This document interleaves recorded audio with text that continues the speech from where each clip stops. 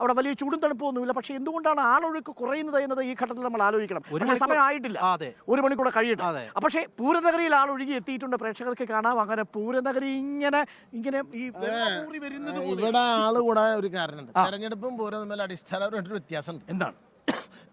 തെരഞ്ഞെടുപ്പില് സ്ഥാനാർത്ഥികളാണ്, പൂരത്തില് ആനാർത്ഥികളാണ്. അതായത് ഏത് ആന വേണം, തെറ്റിക്കോട്ടുകാരൻ രാമേന്ദ്രൻ വേണോ, എറണാകുളം ശിവകുമാർ വേണോ, ഗുരുവായൂർ നന്ദൻ വേണോ, ഇങ്ങനെ ഏത് ആന വേണമെന്ന് ഇങ്ങനെ അർത്ഥിച്ചുകൊണ്ട് കിടക്കുന്നത്. അത് ആനാർത്ഥികൾ പൂരത്തിനും സ്ഥാനാർത്ഥികൾ ആർക്ക് തെരഞ്ഞെടുപ്പ് ആനാർത്ഥികൾക്ക് ആളുകൂടും. ആനാർത്ഥികൾക്ക് ആളുകൂടും എന്നുള്ളതാണ് ചലഞ്ച്. അത് ഉറപ്പാണ് കേട്ടോ. ഈ തേക്കിൻകാട് മൈതാനം ഉണ്ടല്ലോ, അക്ഷരാർത്ഥത്തിൽ മനുഷ്യ മഹാസമുദ്രമാകാൻ പോവുകയാണ് ഇനി വരുന്ന നിമിഷങ്ങളിൽ. അതിന് മുൻപാണ് നമ്മളിപ്പോൾ നന്ദകിഷോറിനെ കിട്ടി. നന്ദകിഷോറെ പരമാവധി മുതലാക്കി നമ്മൾ വിടത്തുള്ളൂ. അപ്പോഴേ അപ്പൊ തൃശ്ശൂർ പൂരത്തിന്റെ വിശേഷങ്ങൾക്കൊപ്പം ഒരു മനോഹരമായ കവിതയിലൂടെ നമ്മൾക്ക് തുടരാം.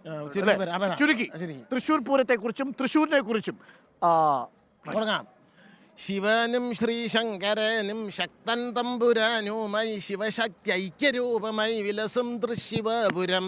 അവിടെ അരങ്ങേറുന്ന മഹാപൂരം മെഗാപൂരം അതിശയം അതിശയം അതിശയം ശിവ ശിവ. അതാ ഗംഭീരായി.